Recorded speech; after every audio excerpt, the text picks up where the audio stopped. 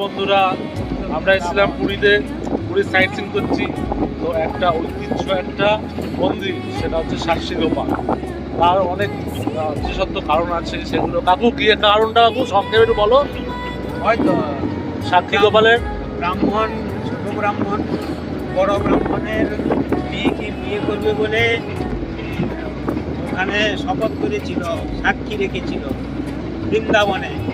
সেই গোপাল ছোট ব্রাহ্মণ যখন বিয়ে করতে চাইল, বড় ব্রাহ্মণ অস্বীকার, তার ফ্যামিলি অস্বীকার করে। সেই অস্বীকার করার জন্য গ্রামের লোকজন পঞ্চায়েত বসে সেই মিটিং হয়।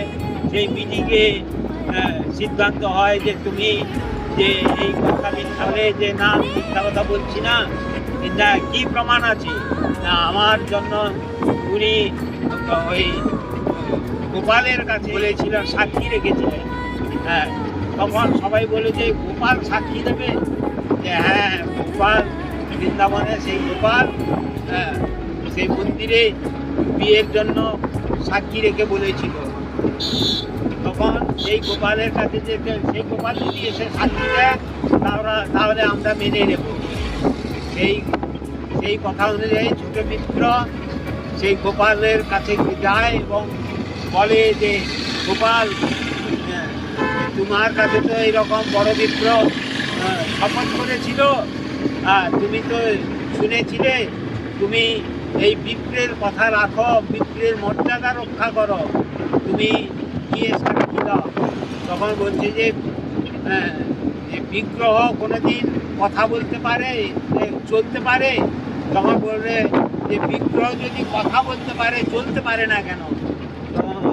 গোপাল বলে যে হ্যাঁ ঠিক আছে, আমি ওই তুমি আমাকে 1 সের চালের অন্ন রান্না করে ভোগ দাও, আর আমি তোমার পেছনে পেছনে যাব, সাক্ষী দিয়ে আসবো।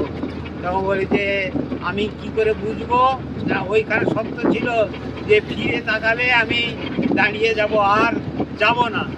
তখন বলবে যে হ্যাঁ ঠিক আছে, তুমি যে আমার পেছনে পেছনে আসছো, কি করে আমি জানবো? ছোট মিত্র বললো যে আমার চরণের নুপুরের ধ্বনি তুমি শুনতে পাবে, আর তুমি সামনে যাবে আর আমি পেছনে যাবো। সেই দীর্ঘপথ অতিক্রম করে যখন উড়িষ্যাতে আসে, রেগুনাতে, তখন এই গোপালের চরণের ধ্বনি শুনে অস্থির হয়ে যে আমি তো আমার বাড়ির কাছে চলে এসেছি, এবারে সত্যি সত্যি আসছে কিনা আমি একটু ফিরে তাকাই।